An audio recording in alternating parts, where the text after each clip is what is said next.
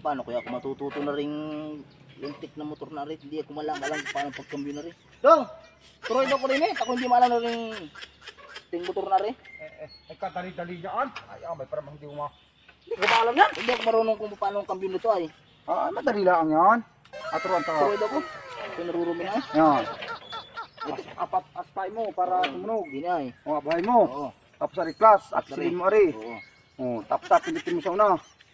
Ay, Yan. Primera. Primera yun. Tapos abitawan mo. Di matakbo na yan. Oo. Pag natakbo na, at silin mo. Oo. Segunda. Gunda uli. Oo, segunda. Tapos abitan mo. Di silin mo naman silin nito. Silindidor naman sa kabilang yan. Oo. Tapos tersira.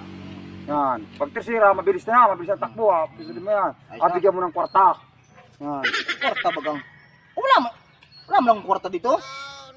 Hindi, bigyan mo ng kwarta pagka nakatersira na. Wala nga na ako kahit piso dito ay pagbigyan mo pa akong kwarta. Kaya nga nagpaturo ako bigyan pa akong pagbigyan mo pa akong kwarta, ay hirap naman yun yan. Ano klase rin nagpapaturo? Hindi!